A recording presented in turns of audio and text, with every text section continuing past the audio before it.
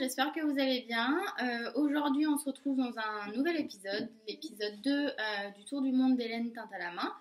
Donc, vous aurez remarqué que je le tourne à la suite en fait du premier tout de suite parce que je rattrape le retard. Voilà, ce qui explique que j'ai encore le Brium dans la main, que je vais poser puisqu'il n'est plus question de parler de Brium. Aujourd'hui, comme vous avez dû le voir dans l'intro, pardon, on va à Reims. Alors, Reims, pour le petit point culture, c'est...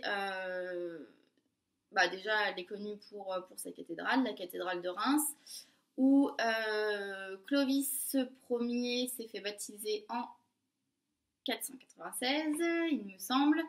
Voilà, donc c'est une ville qui qui a joué un rôle très important voilà, dans tout ce qui était ville romaine il y a un bon moment, quoi. Et pour parler de la spécialité culinaire, alors je ne connaissais pas du tout, je me suis un peu renseignée parce que je suis jamais allée à Reims, donc je peux pas vous dire, j'ai pas testé. Apparemment, ce qui se fait beaucoup, c'est le biscuit rose de Reims. Donc c'est un biscuit qui à la base est blanc, mais que dans le temps en fait il le teignait en rose, un peu comme la laine, non, tout simplement pour pas que les points noirs des gousses de vanille se voient. Donc voilà. Apparemment c'est un biscuit qui a la particularité de ne pas se casser même quand il est trempé dans du liquide. Donc eux ils ont l'habitude de le tremper soit dans du champagne soit dans du vin rouge. Et apparemment c'est un biscuit qui ne se casse pas, ce qui est plutôt pratique. Donc voilà. Alors à Reims j'ai commandé de la laine chez Petit Bout de Laine qui est Audrey. Je vous mettrai son compte Instagram et sa boutique. Chez elle, j'ai commandé 2 écheveaux. Donc un écheveau moutarde en 100% mérino et un écheveau, il s'appelle Carnaval, en 100% mérino aussi. Je vais essayer de vous le montrer sans qu'on ait la lumière. Voilà. Donc c'est un écheveau un peu comme le rose de Marie que je vous ai montré précédemment, qui est plein de petits speckles. Enfin de speckles, c'est même plus des speckles, c'est des nuances en fait.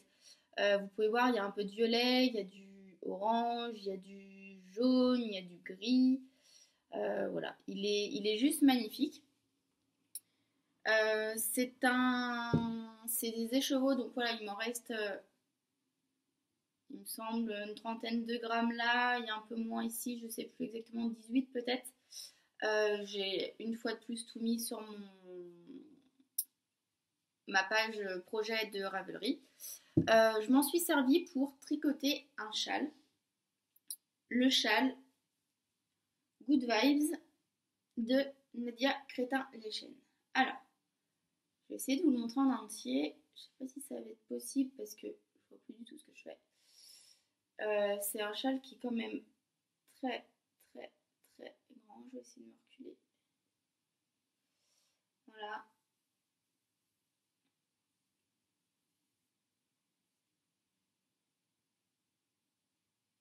Voilà. Donc c'est un châle, c'est un châle qui est fait, on va dire, qui a une construction en deux parties différentes. La première de point mousse et la deuxième de dentelle. Voilà. Donc ce que j'adore dans le châle, c'est que les nuances du coloris carnaval. Couche-toi, couchez. Je suis désolée. Les nuances du coloris carnaval en fait se révèlent très très bien avec la dentelle. Voilà. Moi en tout cas j'adore, je trouve que ça donne un côté un peu peps au châle. Et en même temps ça fait pas trop fade comparé au moutarde qui est bien soutenu. Donc ce que j'ai à dire à propos de la laine, déjà voilà, c'est une laine, c'est des mérinos, donc c'est pas étonnant en soi, mais très douce, très très agréable à tricoter également. Ce que j'aurais tendance à dire, c'est que elle est légèrement plus ronde que celle de Marie, d'Hélène de Bibounette. euh, plus ronde dans le sens où le fil est, mais c'est très très léger, mais légèrement plus gonflé, je trouve. Voilà. Après, c'est une laine qui, honnêtement, vaut enfin, qui se révèle totalement au blocage. C'est-à-dire qu'avant blocage, le châle, je vous mettrai une photo si vous voulez avant. Vous verrez l'ampleur qu'il avait, enfin l'ampleur, il n'en avait pas, donc il était tout petit. Mais, euh, mais du coup, comme toutes les laines, mais encore plus, je pense que d'autres, cette laine, elle s'est vraiment révélée au blocage. Je suis désolée, j'ai été obligée de couper parce on entendait trop les bruits de pattes de machine sur le parquet, c'était insupportable. Du coup, oui, je vous disais que la laine s'est vraiment révélée au blocage, donc je pense qu'il y a l'effet dentelle aussi qui fait ça, du coup, le châle a pris de l'ampleur, mais je pense aussi que c'est une laine qui a besoin d'être lavée en fait et bloquée pour vraiment avoir un aspect lisse, fini, régulier, un aspect, pardon, et voilà. Le seul truc qui m'a pas forcément dérangé parce que je m'y attendais, c'est que le jaune moutarde a vraiment, enfin, a bien égorgé au lavage. C'est-à-dire que j'avais mis à tremper mon châle dans mon lavabo et que au bout de, je sais pas moi, 30 secondes, l'eau, elle était plus blanche, elle était jaune quoi.